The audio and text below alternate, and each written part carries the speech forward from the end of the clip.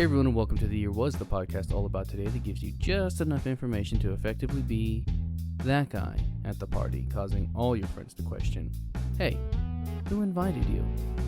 Like, seriously, why are you here?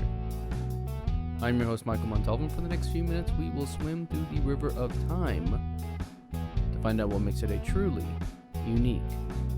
In this episode, we examine the events that occurred March 10th. As a millennial, phones scare me. Let me be clear when I say this. Not the phone itself, but phone calls. I am of the texting generation, but initially, I hated texting and preferred calling. But as the arrow of time flies forward, with less Eddington for the purposes of this episode, phone calls became a way of the past, and texting became the new norm. Hey, I just met you, and this is crazy, but here's my number. Text me maybe. Phones have really only been around the last 200 years, which is surprising in itself, and then I remember it's not the 1900s anymore. But its invention and development are disputed by some, as everything is.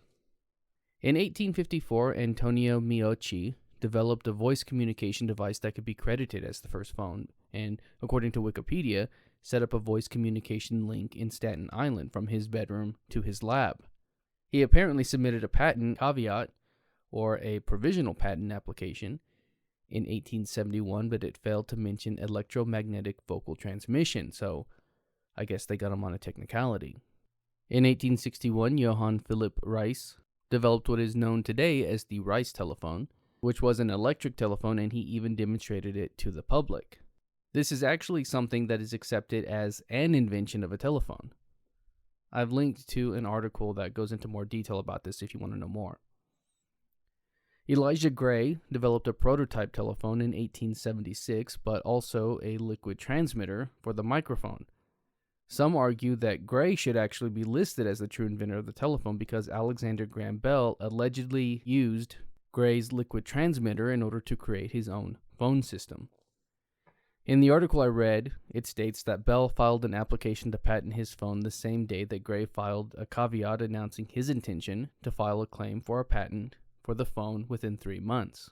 The two entered into legal battles, but ultimately, Bell was awarded the patent. And so the question arises, are we talking about phones today? Get to the point, as my average listener retention suggests. Alexander Graham Bell is the credited inventor of the telephone.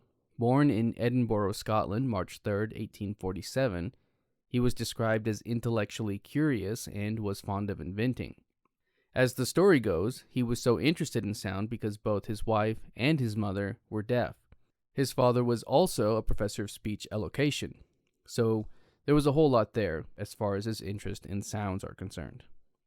While he was homeschooled and wasn't a great student, by age 12 he had invented a wheat husking device to assist with farming. By age 16 he had followed into his father's footsteps and began to study speech. Like Edgar Allan Poe, though, Bell was affected by tuberculosis, as in his life was changed by it, not that he had it. And after his second brother died from the illness, the family packed up their belongings and moved to Brantford, Ontario.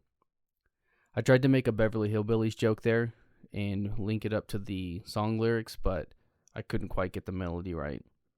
Alexander Graham Bell was not content to stay in Canada, though, and he moved to the United States in 1871, where he set up shop teaching the deaf and mute, and it was while teaching that he met his wife, Mabel Hubbard. So Graham Bell was teaching and interested in sound, and then decided that it would be cool to transmit several telegraph messages over a single wire.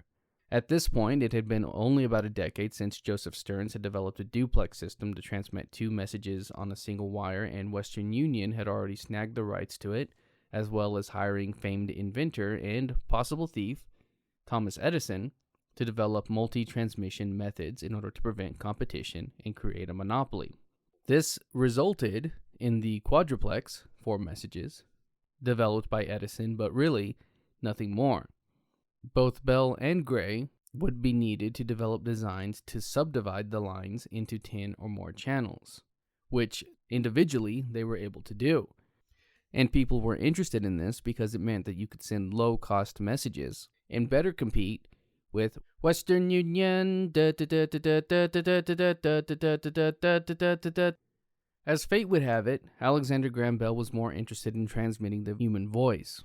As previously mentioned, Bell filed a patent for a telephone February 14, 1876, hours before Elijah Gray would do the same.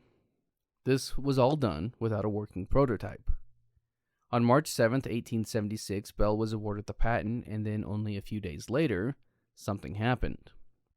The year was 1876, and on this day, March 10th, Alexander Graham Bell made the first telephone call to his assistant, Thomas Watson. The call was made using 100 feet of wire from the adjoining room.